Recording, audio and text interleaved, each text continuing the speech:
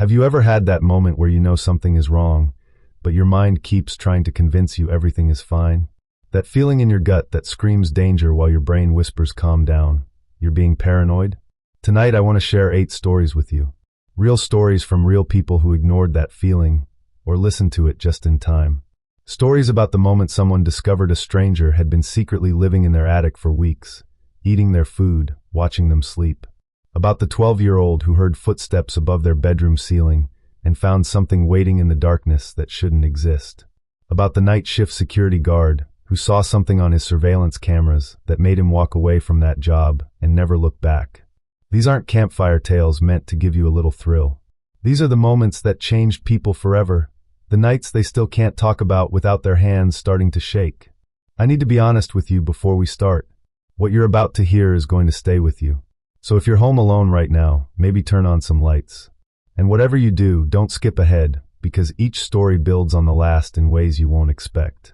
Before we begin, if this is your first time here, go ahead and subscribe. We share stories like these every week, the kind that make you rethink everything you thought you knew about safety and reality.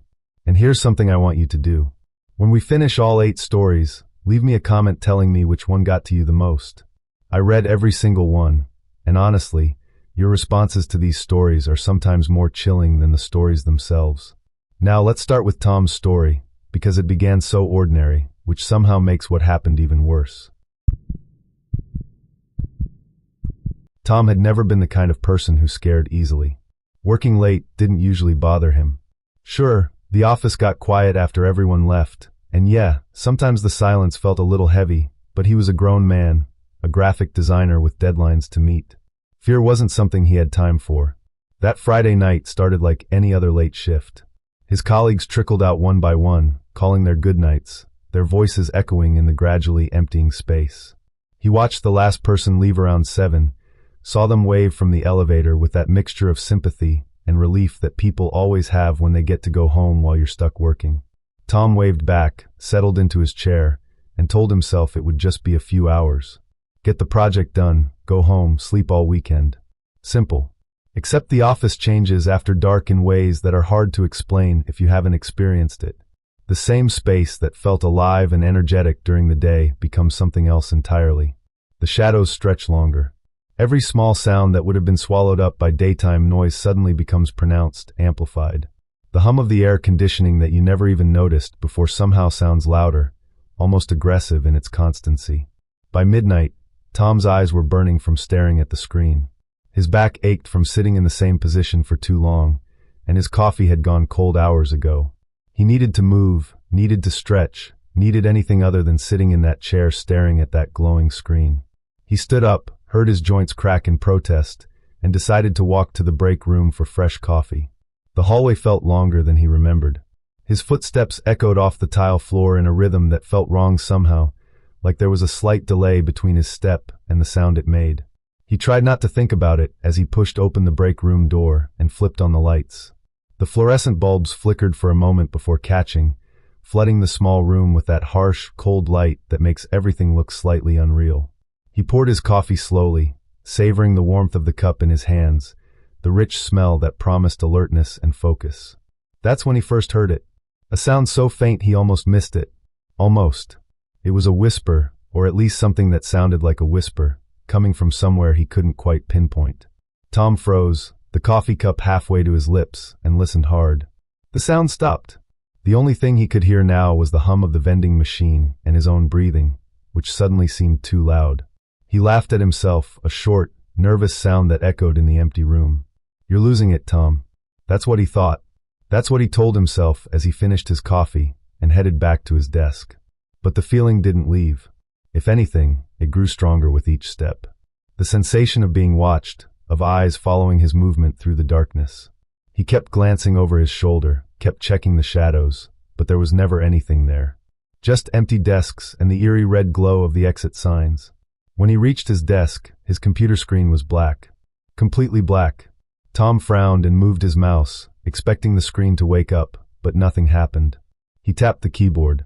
Still nothing. The machine was dead, completely powered down. That was strange. He hadn't turned it off. He knew he hadn't. His fingers found their way underneath his desk, searching for the power cable, and when he touched it, when he felt that it was unplugged, his blood went cold in a way he had never experienced before. Someone had been under his desk. Someone had been inches away from his feet, close enough to touch him, close enough to grab his ankle if they had wanted to. The thought made his skin crawl, made his hands shake as he plugged the cable back in and jabbed at the power button. The computer booted up with its usual sounds, the fan whirring to life, the hard drive clicking and humming. And then, as the desktop loaded, a message box appeared in the center of his screen. 2 words in capital letters, stark and undeniable. Get out. Tom's heart hammered against his ribs, so hard he thought it might crack something. He spun around in his chair, scanning the dark office with wide eyes. Who did this? Who was here? Everyone had left hours ago. He had watched them go. He had been alone. Except he hadn't been alone, had he? Someone was here. Someone was watching him right now, maybe laughing at his fear, maybe planning something worse. He tried to think rationally. Maybe it was a prank. Maybe someone had hacked his computer remotely and was messing with him. But the cable, the unplugged cable, that wasn't remote. That was physical. That was real. That was someone's hands under his desk. The footsteps started then. Slow, deliberate footsteps coming from the direction of the hallway. Not the quick steps of someone walking purposefully, but the measured pace of someone who isn't in a hurry, someone who knows their prey isn't going anywhere. Tom stood up so fast his chair rolled backward and hit the desk behind him with a bang that made him flinch. The footsteps stopped. The silence that followed was somehow worse than the sound had been. Every instinct screamed at him to run, to grab his stuff and get out, but he needed to know. He needed to see who was doing this. Tom forced his legs to move, forced himself to walk toward the hallway, even though everything in him was screaming to go the other direction. The corridor was empty when he looked. Just the same empty space it had been all night. But something was different now. One of the small conference room doors was open. Not wide open, just cracked, just enough to be noticeable. Tom knew that door stayed locked. Nobody used that room anymore. His hand was shaking as he reached for the door handle. He could hear his own breathing, fast and shallow, could feel his pulse pounding in his temples. He pushed the door open slowly, and his phone's flashlight cut through the darkness inside. The room looked normal at first. Just old furniture covered in dust, boxes stacked in corners, nothing unusual.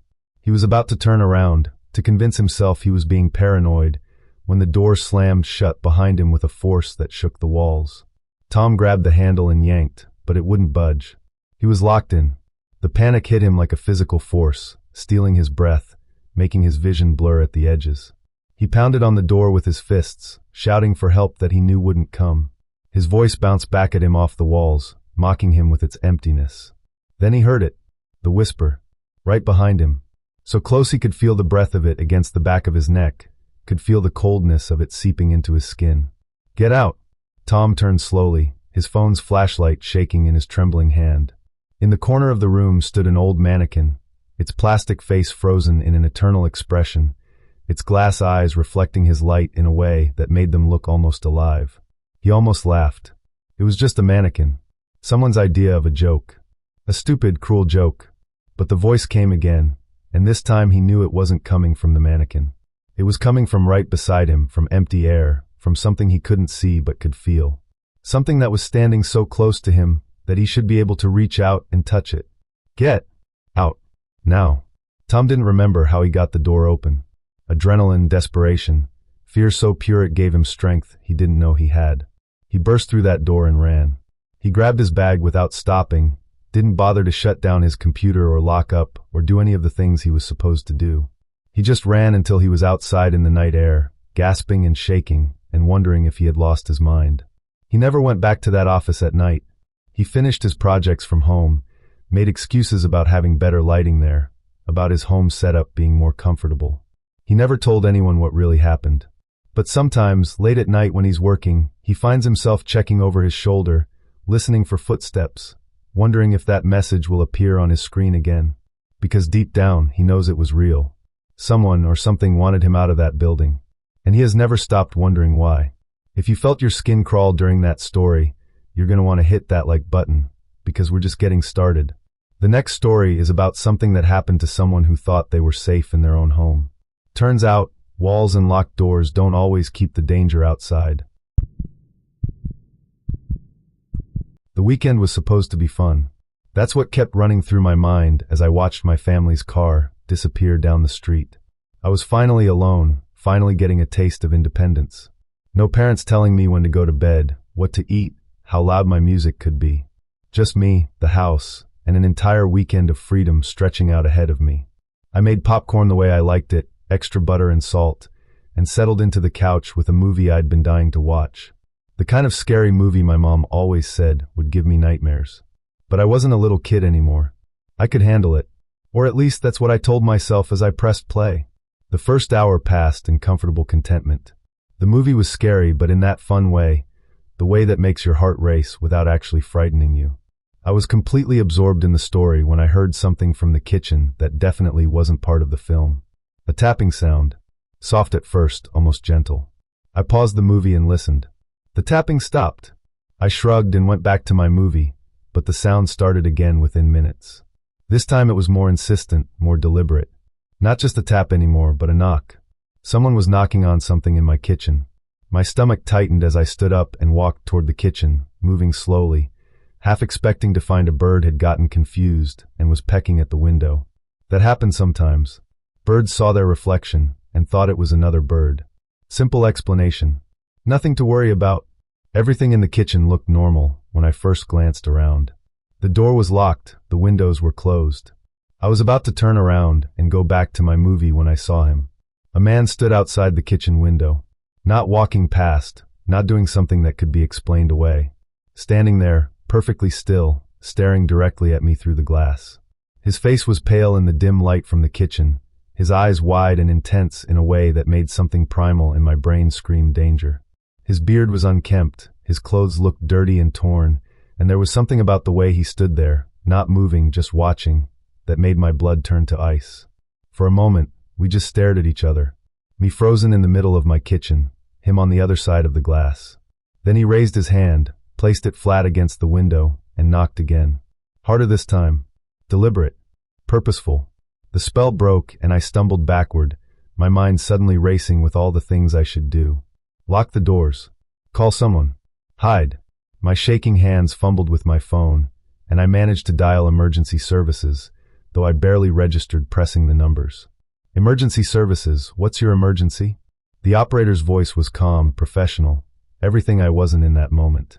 There's a man, I whispered, afraid somehow that speaking too loudly would make this worse, would make him angry. He's outside my window. He's trying to get in. I'm alone.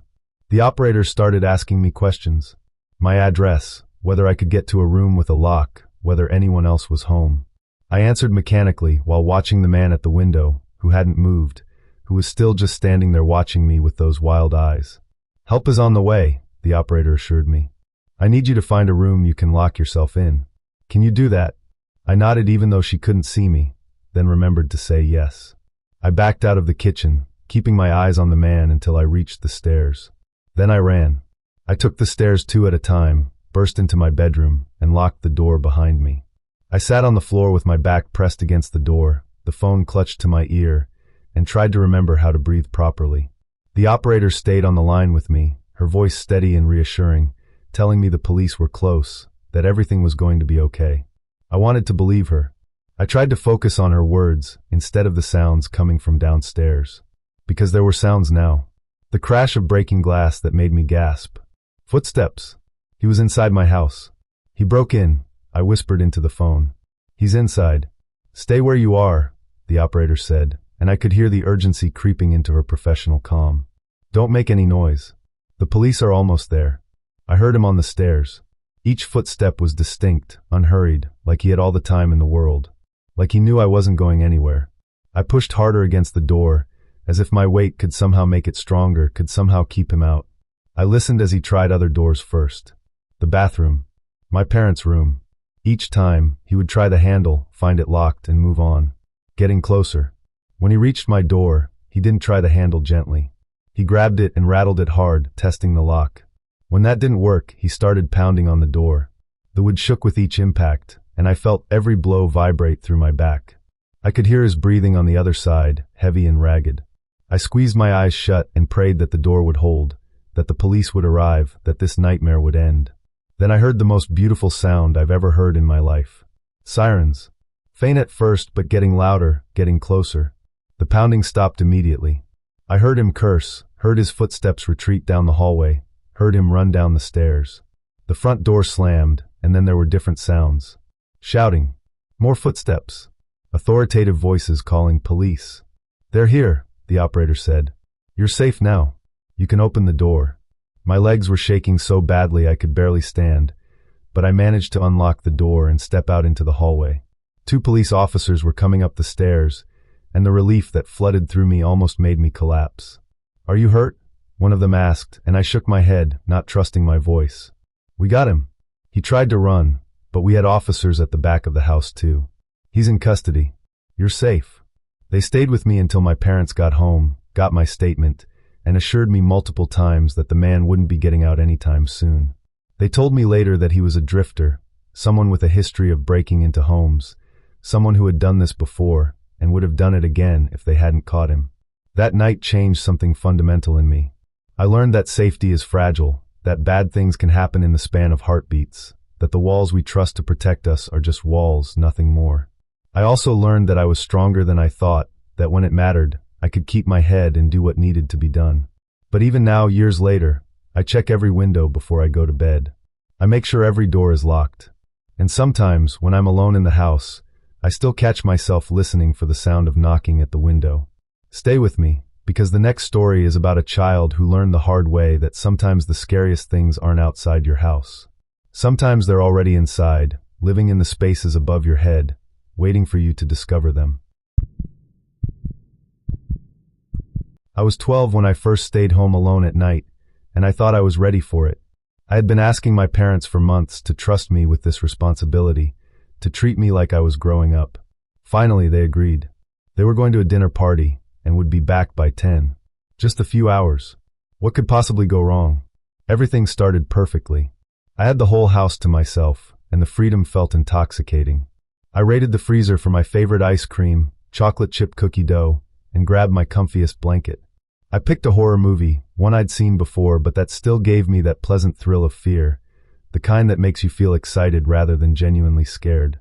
Around 9 o'clock, maybe half an hour into the movie, I heard something from upstairs. At first, it was so faint I thought I might have imagined it. A soft sound, like someone walking carefully across a wooden floor, trying not to make too much noise. I paused the movie and listened carefully. Silence. Just the usual sounds of the house, the refrigerator humming in the kitchen, the faint sound of wind outside. I convinced myself it was nothing and pressed play again. But I couldn't focus anymore. My mind kept wandering back to that sound, and I found myself listening more to the house than watching the movie. When I heard it again, louder this time, unmistakable, my heart started beating faster. Someone was walking around upstairs. Not quickly, not running, but moving with purpose, moving from one end of the space to the other. I grabbed my phone and texted my mom. "Hey, when will you guys be home?" I tried to sound casual, like I was just curious, not like my hands were shaking as I typed. But the message went unanswered. I checked the time. They wouldn't be back for at least another 45 minutes. I was on my own. Part of me wanted to just hide under my blanket and pretend I hadn't heard anything. But another part of me, the part that wanted to prove I was mature enough to handle being alone, knew I had to check. I couldn't just sit there wondering. I forced myself to stand up, gripping my blanket like it was some kind of protective shield, and crept toward the stairs. Each step creaked under my weight, and each creak sounded impossibly loud in the quiet house. I reached the top of the stairs and started checking rooms. My parents' bedroom first, slowly pushing open the door and peering inside. Nothing. Everything looked exactly as it always did. I checked my own room next, then the bathroom, my heart pounding the whole time. Everything seemed normal, and I was starting to feel silly for being so scared. Then I heard it again, and this time there was no mistaking where it was coming from. The attic. The sound was directly above my head, coming from a space I had always avoided. Our attic wasn't like the ones in movies, spacious and full of interesting old treasures. It was cramped and dark, filled with cobwebs and shadows that seemed to move when you weren't looking directly at them. I had always hated going up there, even in broad daylight with my parents nearby. The attic door was slightly open. I stared at it, my mouth going dry. I knew that door had been closed. I remembered seeing it closed earlier. Someone had opened it. Someone was up there. My hand was trembling as I reached for the door and pushed it open wider. The narrow stairs leading up disappeared into darkness above me. I fumbled for the light switch, my fingers finally finding it and flicking it on. The single bare bulb at the top flickered to life, casting weak, unstable light into the space. I climbed those stairs slowly, each step feeling like it took an hour. The wood was old and protested under my weight with groans and creaks that seemed to echo in the confined space. At the top, I stopped and looked around. The attic looked like it always did. Boxes stacked in corners, old furniture we no longer used, Christmas decorations waiting for December. Nothing seemed out of place, nothing seemed wrong. I was about to turn around and go back downstairs, about to convince myself that I had been imagining things, when I noticed one of our old trunks. The lid was open just slightly, but I knew it had been closed before. I walked over to it carefully and lifted the lid all the way. Inside were just old clothes and a few books, nothing frightening. I let out a breath I hadn't realized I was holding. Then I heard the sound again, and my entire body went rigid. It was right behind me this time. Not across the attic, not far away, but directly behind me, so close that whoever was making it could reach out and touch me if they wanted to. I turned around slowly, so slowly, terrified of what I would see. And there, standing in the shadows at the far end of the attic, was a figure. Tall, dark, impossible to make out clearly in the weak light. But I could feel its eyes on me, could feel the weight of its attention like a physical thing pressing against my chest, making it hard to breathe. The figure moved toward me, not quickly but with a steady, inevitable pace. And then it spoke. The voice was low and cold, each word dropping into the silence like a stone into still water. You shouldn't be here. This is my home now. I didn't scream. I couldn't. My throat had closed up completely, and all I could do was stare at this impossible thing that was standing in my attic, speaking to me in a voice that made every hair on my body stand on end. Then my paralysis broke, and I ran. I don't remember clearly what happened next. I have vague impressions of flying down those attic stairs, nearly falling in my haste, of running through the hallway and down the main staircase, of grabbing my phone with shaking hands and running out the front door. I didn't stop running until I was halfway down the street, gasping for air and trembling so hard my teeth were chattering. When my parents finally answered my frantic call, they came home immediately and called the police. The officers were thorough, I'll give them that. They searched every inch of our house, including the attic. They found nothing.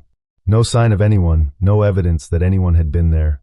They were kind but skeptical, suggesting gently that maybe I had fallen asleep and had a nightmare, that maybe the movie I'd been watching had gotten to me more than I realized. But I know what I saw. I know what I heard. That figure was real, that voice was real, and the absolute certainty I felt that I was in danger was real. The officers might not have found anything, but that doesn't mean nothing was there. It just means whatever it was didn't want to be found. I never stayed alone in that house at night again. Even now, years later, when I visit my parents, I make sure I'm never the last one awake. Because I know deep in my bones that whatever I encountered in that attic is still there. Still waiting in the shadows. Still claiming that space as its home.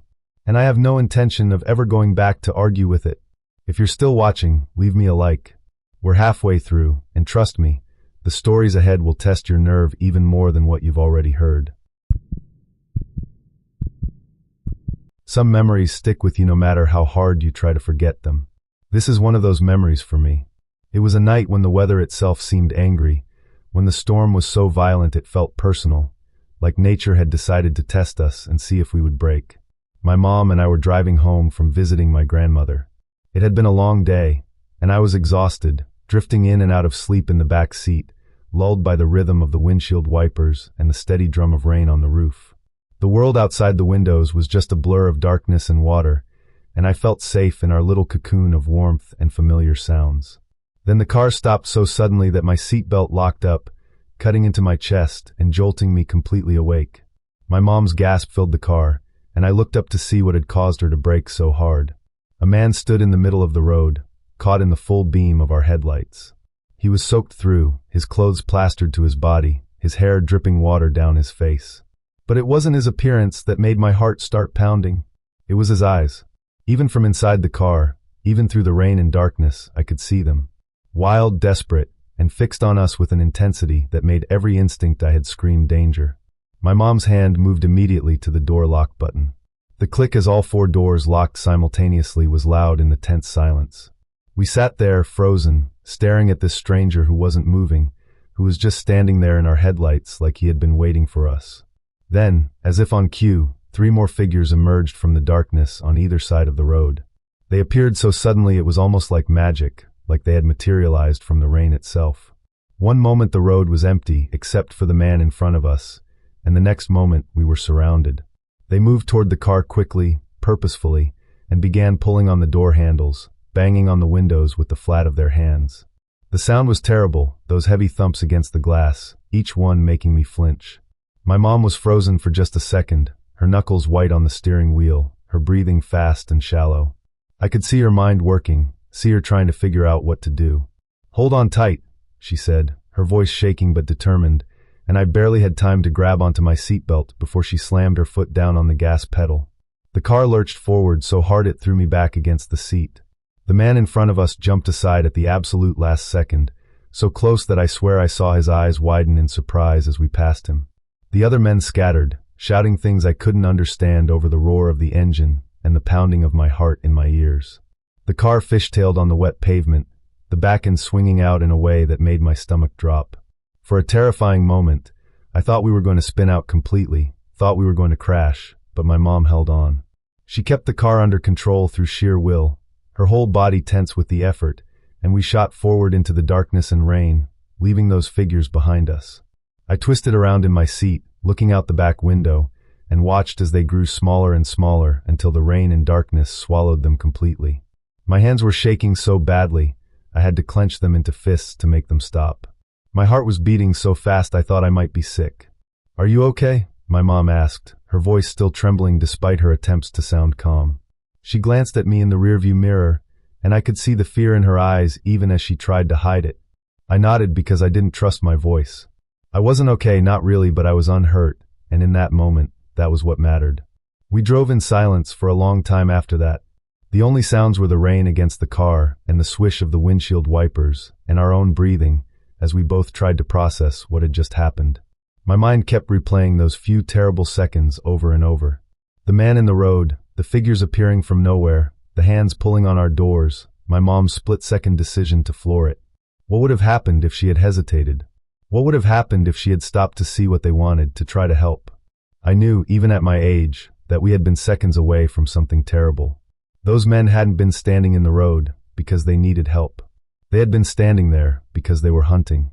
As we finally pulled into our neighborhood, the rain began to ease up. The storm was passing, and ahead of us, I could see our street lights glowing like beacons of safety and home. The familiar sight made something in my chest loosen, made me realize I had been holding myself rigid the entire drive. My mom parked the car in our driveway and turned off the engine. For a moment, she just sat there, her hands still gripping the steering wheel, staring straight ahead. Then she turned to look at me, really look at me, and her expression was more serious than I had ever seen it. "Listen to me," she said, and there was something in her voice that made me pay attention in a way I never had before. "Always lock your doors. I don't care where you are. I don't care if it feels safe. I don't care if you think you're being paranoid. Always lock your doors. Do you understand me?" I understood. God, how I understood. That night had taught us both something that no amount of lectures or warnings could have conveyed. Safety is fragile. Danger can appear in seconds, in the middle of a normal drive home, in the flash of headlights on a rainy road. And sometimes the only thing standing between you and something terrible is a locked door and quick reflexes. We walked into our house together, and my mom wrapped her arm around my shoulders, pulling me close. The warmth and safety of home had never felt so precious, so necessary. We were safe. We had made it. But neither of us would ever forget how close we had come to a very different ending. We never talked about that night much after it happened, but it changed us both. To this day, I check that my car doors are locked immediately after getting in, even in broad daylight, even in safe parking lots. Because I learned that night that danger doesn't announce itself politely. It appears without warning, and the only thing that saves you is being prepared and trusting your instincts when they scream at you to run. My name is Sarah, and I live alone in a small house at the edge of town, surrounded by tall trees that create a buffer between me and the rest of the world. I've always loved the solitude, the quiet, the sense of being separate from the chaos of everyday life. But about 6 months ago, I started noticing things that didn't quite add up. Small things at first, The kind of things you almost dismiss because acknowledging them means accepting that something might be wrong. Food disappearing from my refrigerator faster than I remembered eating it. A window in the kitchen that I was certain I had closed being open in the morning. Crumbs on the counter when I knew I had wiped it down the night before. I chalked it up to forgetfulness, to being distracted, to my mind playing tricks on me. But then one night, as I lay in bed trying to fall asleep, I heard something that I couldn't dismiss or rationalize away. Footsteps. Clear, distinct footsteps coming from directly above my bedroom from the attic. Someone was walking around up there, moving slowly and carefully, like they were trying not to make too much noise but not quite succeeding. My first instinct was to tell myself it was an animal. A raccoon maybe, or a squirrel that had found its way inside. But the more I listened, the more I knew that wasn't right. These footsteps had weight to them, had the rhythm of a person moving from one end of the space to the other. Someone was in my attic. Someone was in my house. I lay there in the dark, my heart pounding, trying to decide what to do. Should I call the police? Should I investigate? Should I grab my keys and leave? I did none of those things. I just lay there, frozen with a mixture of fear and disbelief, until the sounds finally stopped and exhaustion pulled me into a fitful sleep. The next morning, I found more evidence. An empty can of beans on my kitchen counter, one I definitely hadn't opened. More crumbs near the pantry. And when I looked up, when I forced myself to look, the attic door was slightly open. I knew, absolutely knew, that I had never left it that way. For 2 days, I tried to work up the courage to investigate. I walked past that attic door 100 times, telling myself I would check it out, that I would solve this mystery. But fear kept stopping me. What if there really was someone up there? What if they were dangerous? What if confronting them made everything worse? Finally, on the 3rd night, I couldn't take it anymore. I grabbed a flashlight, took a deep breath, and climbed those attic stairs. My hands were shaking so badly the beam of light jerked around wildly as I reached the top. What I found made my breath catch in my throat. Someone had been living up there. The evidence was unmistakable. There was a makeshift bed created from old blankets I recognized from my own linen closet. Empty food containers, all of them things that had been in my pantry. A few other personal items. Someone had turned my attic into their home, and they had been living there for who knows how long, eating my food, sleeping above my head while I slept below, completely unaware. I backed down those stairs carefully, my mind racing. I should call the police right now. I should get out of the house. I should do something. But a strange curiosity held me back. Who was this person? Why were they here? Were they dangerous, or were they just desperate? That night, I made a decision that was probably foolish but felt right in the moment. I stayed awake, sitting in my darkened kitchen, waiting to see what would happen. Around midnight, I heard the familiar sounds. The creak of the attic door, soft footsteps on the stairs, someone moving carefully through my house. I turned on the kitchen light, just as the figure entered. He froze immediately, and we stared at each other in mutual shock. He was thin, too thin, with clothes that had seen better days and eyes that were tired and wary. He looked terrified, like a deer caught in headlights, and his hands came up in an automatic gesture of surrender. "Please don't call the police," he said quickly, the words tumbling out. "Please. I have nowhere else to go. I didn't mean any harm. I just needed somewhere to sleep, somewhere warm. Please." I should have been angry. I should have been scared. Instead, I felt an unexpected wave of compassion. This wasn't a monster or a predator. This was a person who had fallen through every crack in the safety net and was doing whatever he could to survive. "Sit down," I heard myself say. "Tell me what happened to you." His name was Jack, and over the next few hours, he told me his story. How he had lost his job during a corporate restructuring. How he couldn't find new work fast enough, and how quickly everything had fallen apart after that. Lost his apartment, lost his savings, ended up on the streets. He had found my unlocked attic window one desperately cold night and had been living there for almost 3 weeks, taking just enough food to survive, trying to be invisible, trying not to disturb me. I knew what I should do. The sensible, safe thing would be to call the police and let them handle it. But as I sat there listening to Jack's story, watching this broken human being who was so clearly at the end of his rope, I couldn't do it. Instead, I made him a meal, a real meal, probably the first substantial food he'd had in days. We talked more as he ate, and I started to form a plan. The next day, I took Jack to a local shelter and helped him connect with social services. Over the following weeks, we worked together on getting his life back on track. We updated his resume, practiced interview techniques, reached out to potential employers. I watched as he slowly transformed from the desperate, frightened man I had found in my attic into someone who was beginning to hope again. It took time, but eventually Jack found a job at a local store. With that job came the ability to rent a small apartment. I helped him move in, helped him furnish the place with some spare things I had and some items we found at thrift stores. Watching him put his key in his own door for the first time, seeing the pride and relief in his eyes, made everything worth it. Jack and I stayed friends after that. He would come over for dinner once a week, and we would catch up on each other's lives. He eventually got promoted at work, started making friends, even began volunteering at the shelter where he had once stayed. His life didn't just recover, it flourished. One evening, several months after everything had happened, Jack invited me to his apartment for dinner. As I walked in, I noticed he had framed a photo of us from one of our weekly dinners and hung it on his wall. He saw me looking at it and smiled. "You changed my life, Sarah," he said quietly. "I was at my absolute lowest point. I had lost everything, including hope.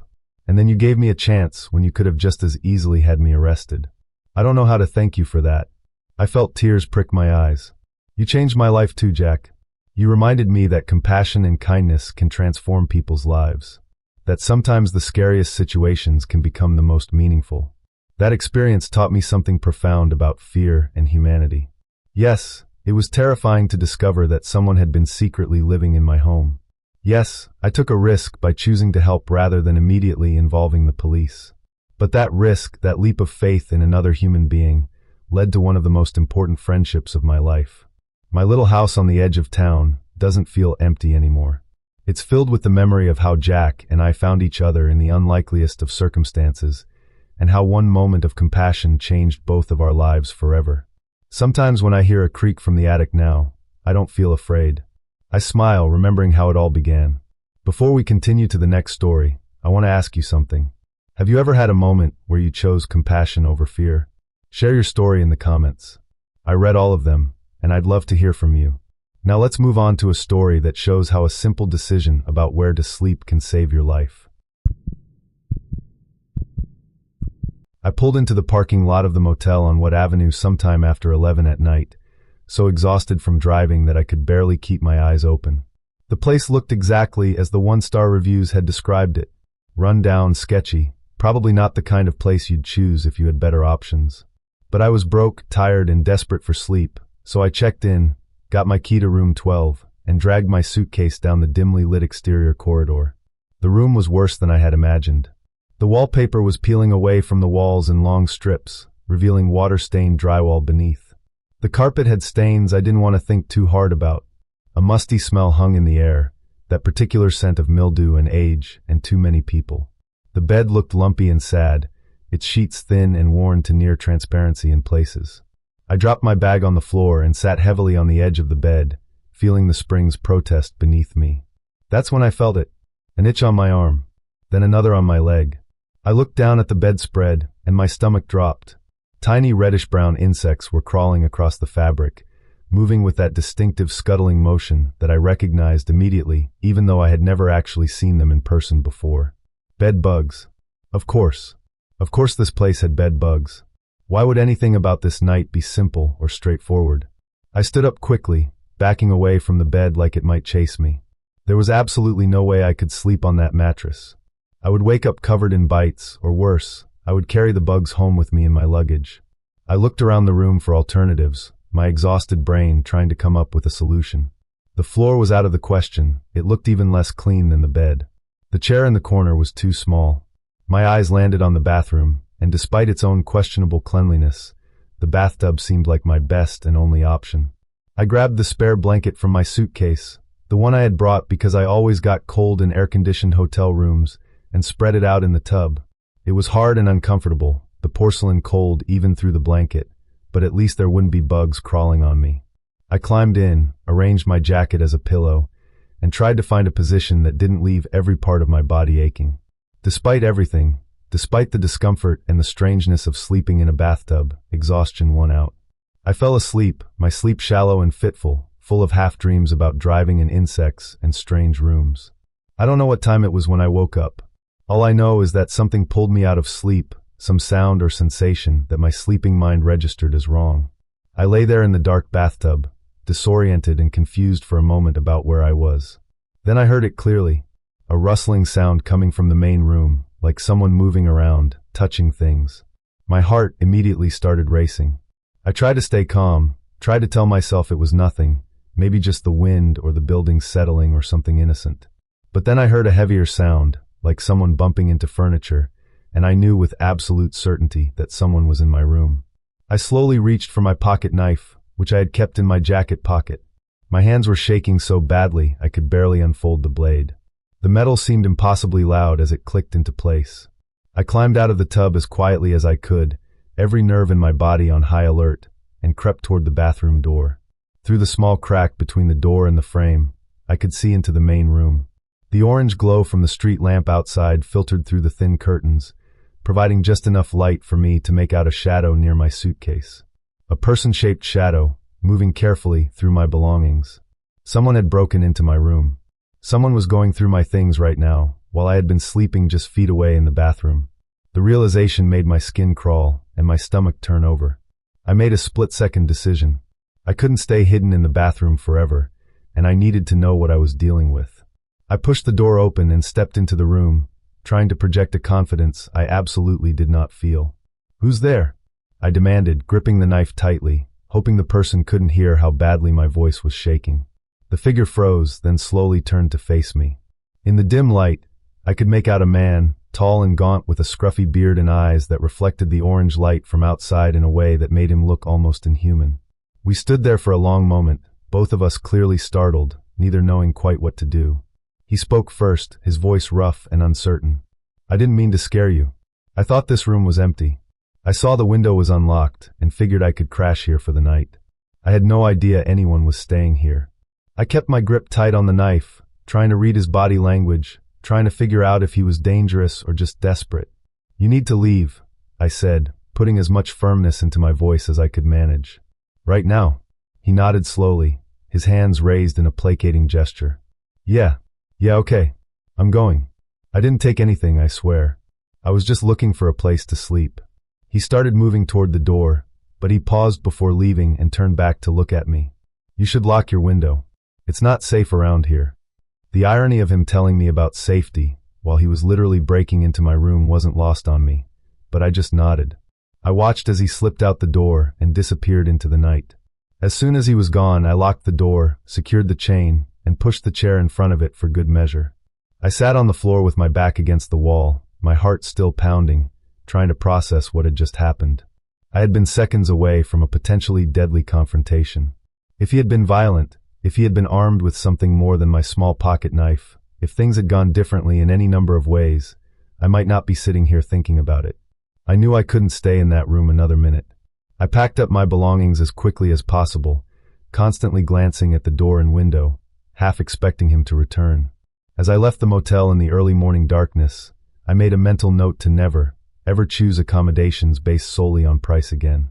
Some lessons are learned the hard way, through experiences that shake you to your core and change how you see the world. That night taught me to always check my surroundings, to always secure my space, and to trust my instincts when something feels off. Because safety isn't just about locked doors and alarm systems. It's about awareness, preparation, and respecting the gut feeling that tells you something isn't right. We're almost at the end, but these last two stories are the ones that have haunted me the most. Stay with me.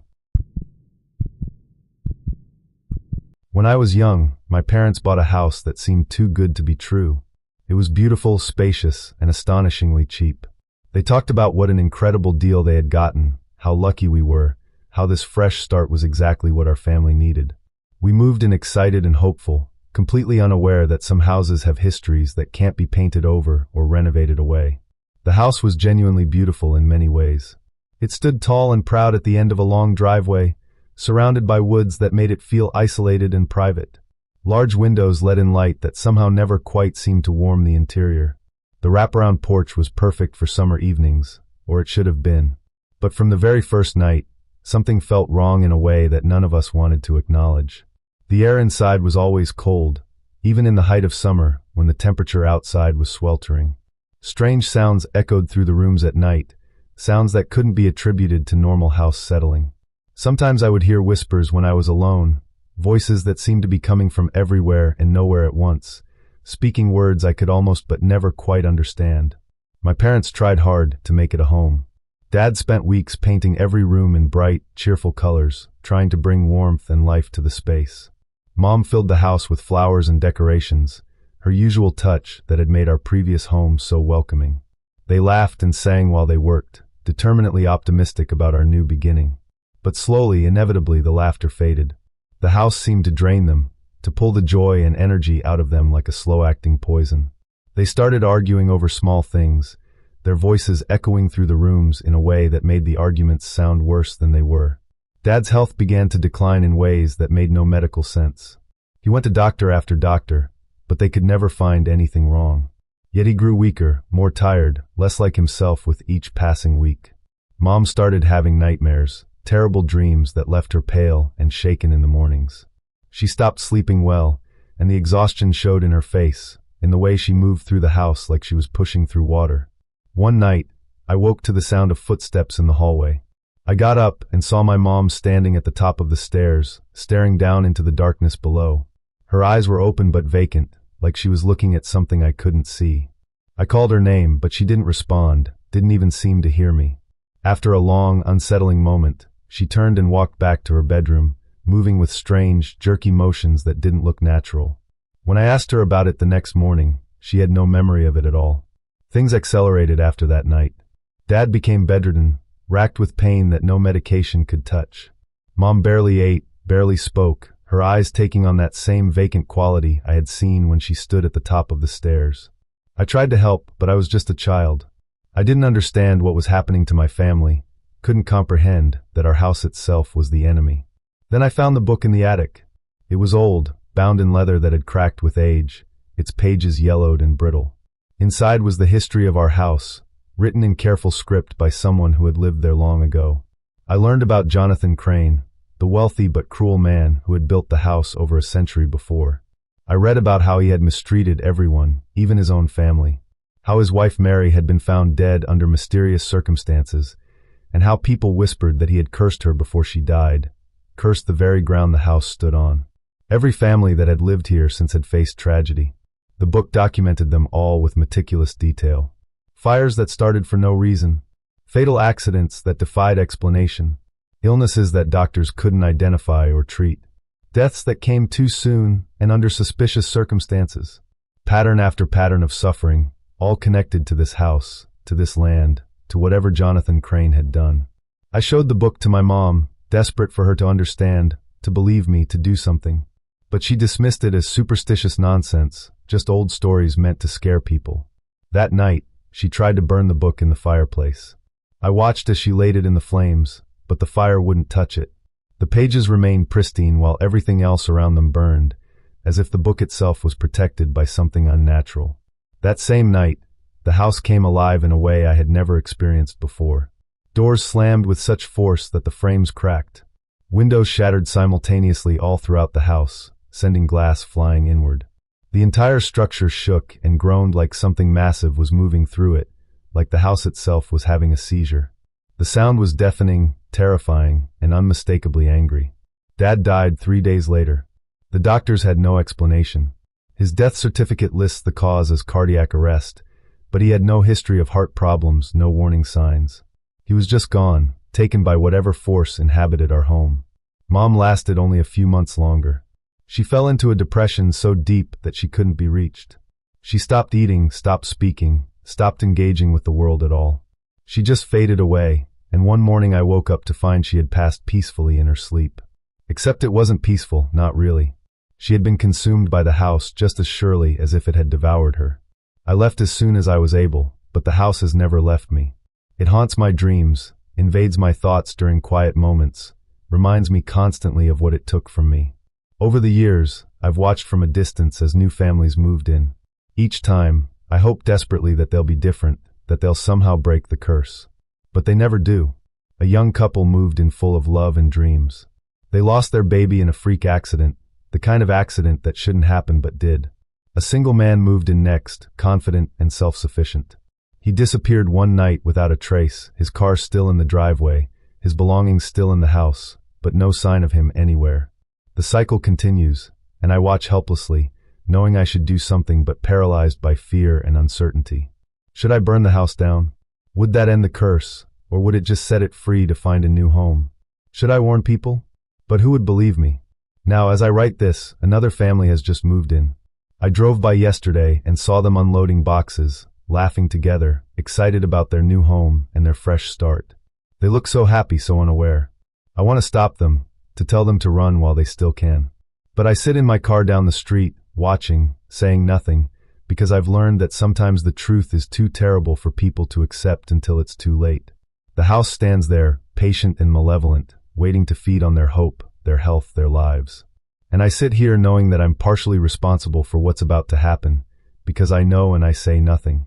Because I'm a coward, or because I'm realistic about what would happen if I tried to warn them. The curse remains unbroken. The cycle continues. And somewhere in that house, I imagine Jonathan Crane is still laughing. I took the night shift security guard job because I desperately needed the money. My name is John, and this is the story of the night that made me question everything I thought I knew about reality. The building was an old converted factory, massive, empty, and full of shadows. My job was simple: walk through every hour, check all the rooms, and document that everything was secure. The shift ran from 10 at night until 6 in the morning. The first few nights were uneventful. I brought books to read and coffee to stay awake. I actually enjoyed the solitude. It gave me time to think, to be alone with my thoughts. But on the fourth night, everything changed. Bill, the old day guard, had worked there for years. As I took over from him that evening, he gave me an unusual warning. "This place is old," he said. "It makes noises, creaks and groans. Don't let it get to you." I laughed it off. A few strange noises didn't scare me. At midnight, during my second round, I heard it, a soft whispering sound, like voices carried on wind that shouldn't exist inside a sealed building. I stopped walking and listened carefully. The whispering stopped too. I shook my head and continued my rounds, convincing myself it was nothing. But when I reached the basement, the whispering started again, louder this time. The basement was the worst part of the building, cold, damp, and smelling of decay. The whisper seemed to be coming from a dark corner. "Who's there?" I called out, my voice echoing. No answer. I shone my flashlight into the corner, but saw nothing except shadows and old equipment. At 1 in the morning, I heard footsteps behind me in the main hall. I spun around quickly, but no one was there. My heart was racing now, and I couldn't shake the feeling that I was being watched, that invisible eyes followed my every movement. At 2, I took a break in the security office, watching the monitors that showed different areas of the building. Everything looked normal, quiet, empty. But the feeling of unease only grew stronger. By 3, I had to do another round. As I walked through the dark corridors, the shadows seemed to move, to shift and change when I wasn't looking directly at them. The whispering followed me, growing louder and clearer, though I still couldn't make out the words. Then at 4 in the morning, I saw it on the monitors, a tall, dark figure standing motionless in one of the rooms. I stared at the screen, my blood running cold. The figure didn't move. It just stood there watching. I grabbed my flashlight and ran to the room. When I burst through the door, it was empty. Nothing. No one. I searched thoroughly, but there was no explanation for what I'd seen. Back in the office, I checked the monitors again. The figure was gone. I tried to tell myself it was a trick of the light, a malfunction, anything rational. But I knew better. At 5, completely exhausted and terrified, I forced myself to do one final round. As I walked, I felt a presence following me, staying just out of sight. The whispering was all around me now, coming from every direction at once. In the basement, it reached a crescendo. I felt a hand touch my shoulder, and I spun around wildly. Nothing was there. That's when I ran. I didn't stop until I reached the office and locked the door. At 6, Bill arrived to relieve me. He took one look at my pale face and trembling hands and nodded knowingly. "You saw it," he said. "It wasn't a question. You're not the first. This place is haunted. They say a worker died here decades ago and never left. I quit that morning. I couldn't handle another night in that building. The memory still haunts me. Sometimes I wake up from dreams where I'm back there, hearing those whispers, feeling that hand on my shoulder. Some places hold on to darkness, and that building was one of them." Thank you for watching all 8 stories. If you made it this far, you're braver than most. Let me know in the comments which story scared you the most, and don't forget to subscribe for more terrifying true stories every day. Stay safe out there, and remember, always lock your doors, always check your attic, and never ignore that feeling that something isn't quite right. Until next time.